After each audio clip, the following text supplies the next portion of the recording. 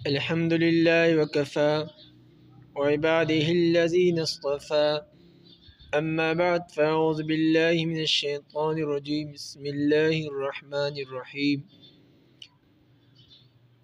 ومن يكن الشيطان له قرينا فساء قرينا اللهم صل على سيدنا محمد وعلى آل سيدنا محمد وبارك وسلم۔ اللہ جل شانہ کا فرمان مبارک ہے، شیطان جس کا ساتھی بن جائے وہ بدترین ساتھی ہوتا ہے۔ سورہ نساء میں اللہ جل شانہ کا یہ فرمان مبارک ہے۔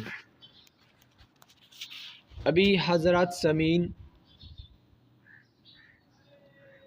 شیطان دوست بنتا ہے، یہ بدترین دوست ہوتا ہے، اور یہ اس کا پہلا کردار کہاں ہوتا ہے اور اس کا بنیادی کردار کیا ہوتا ہے؟ سب سے پہلے بات،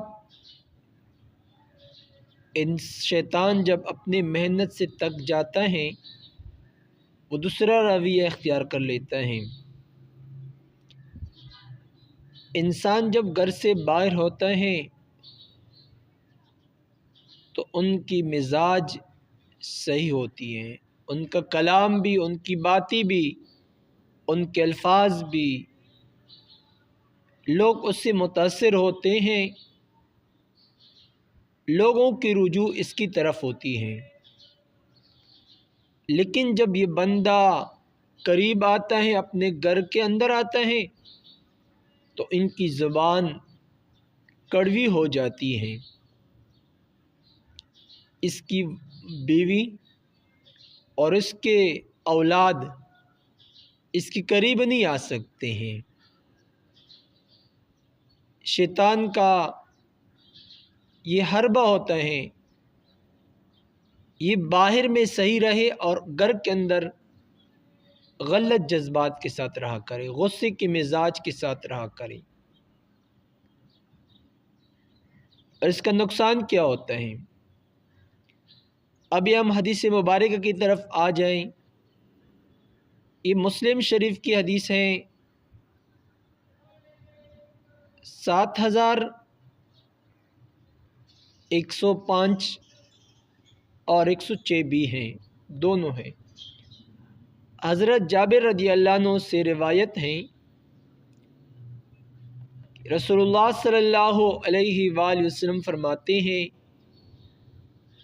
بے شک ابلیس اپنا تخت پانی پر رکھتا ہے، پھر وہ اپنے لشکروں کو بھیجتا ہے، اس کے نزدیک مرتبے کے اعتبار سے وہی مقرب ہوتا ہے، وہ انسان قریب ہوتا ہے شیطان کے جو فتنہ ڈالنے میں ان سے بڑا ہو۔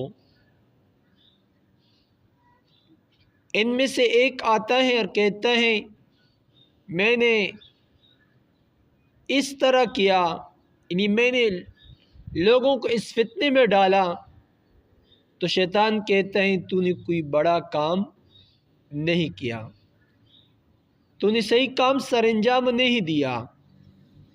پھر ان میں سے ایک آتا ہے اور کہتا ہے میں نے ان فلاں میاں بیوی کو اس وقت تک نہیں چھوڑا جب تک اس کے اور بیوی کے درمیان جدائی نہ ڈالتے۔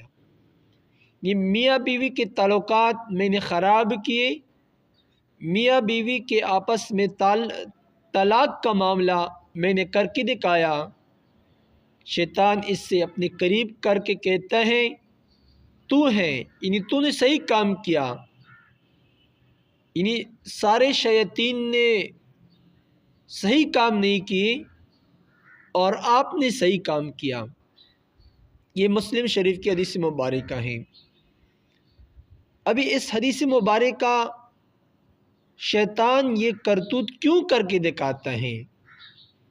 کیونکہ شیطان وہ تو عابد بھی گزر چکا ہے اور عارف بھی تھا، عابد بھی تھا، لیکن اپنے نفس مبتلا ہو کر اللہ جل شانہ کی تکبرانہ مزاج میں مبتلا ہو کر اللہ جل شانہ کی نافرمانی کی، اللہ جل شانہ نے فرمایا اسجدوا لآدم ابا واستکبر وکان من الکافرین، اس نے سجدہ نہیں کیا۔ تکبر سے سارے گناہ کا ذریعہ وہ تکبر ہے۔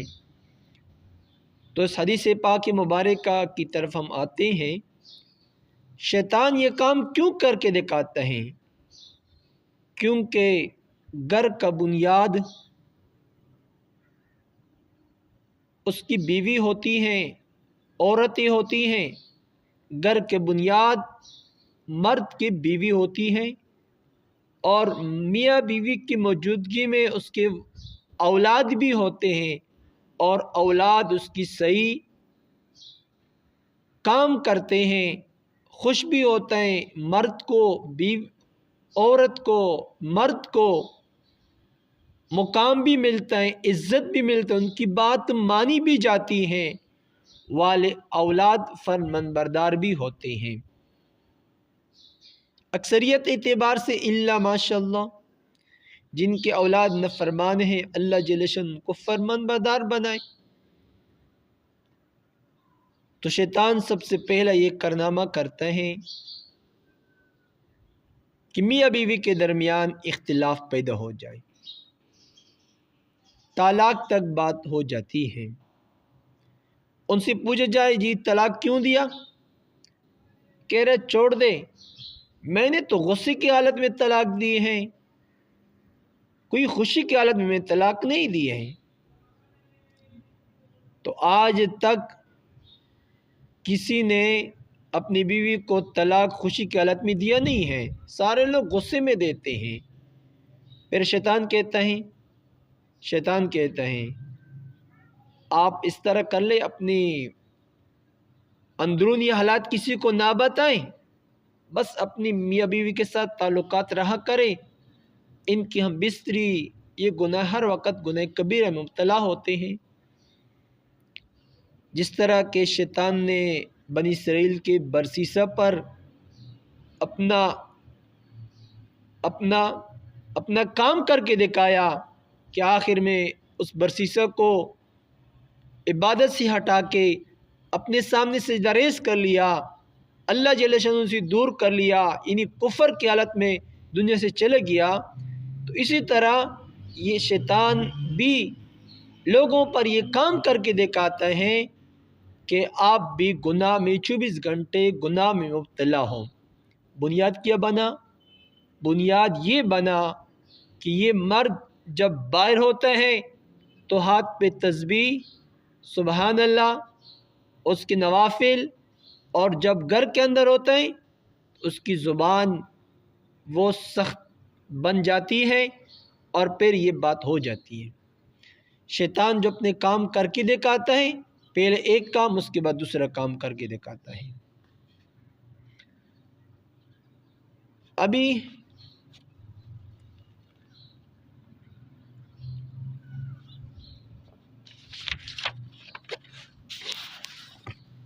یہ شیطان ہم سے کب دور ہو سکتا ہے؟ شیطان ہم سے کب دور ہو سکتا ہے؟ اس کا طریقہ یہ ہے،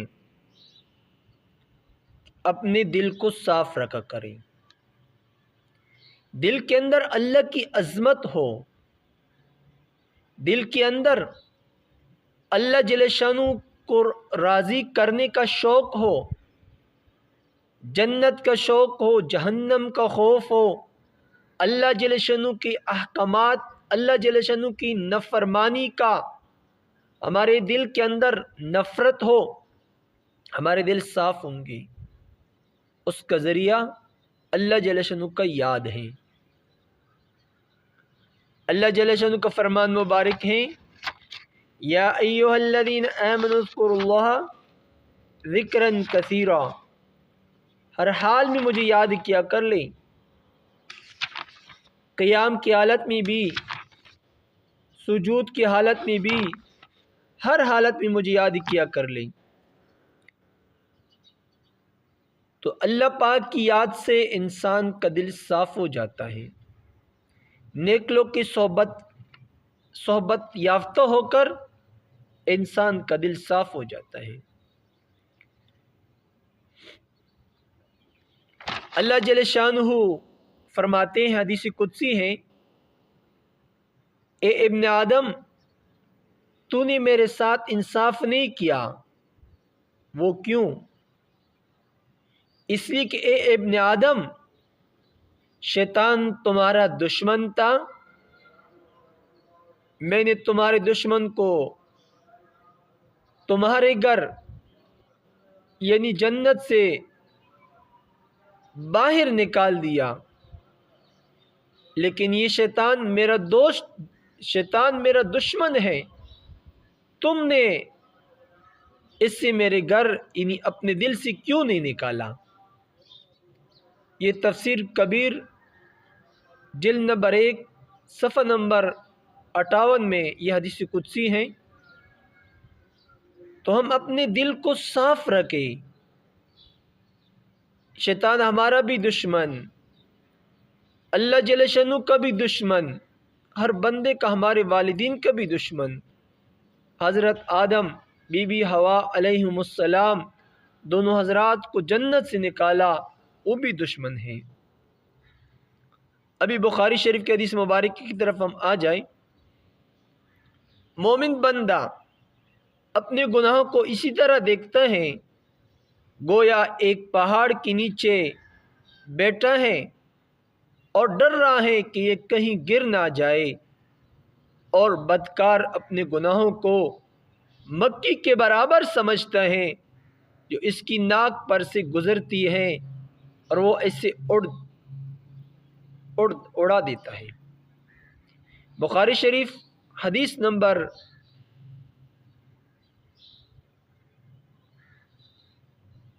6308۔ اس کی طرف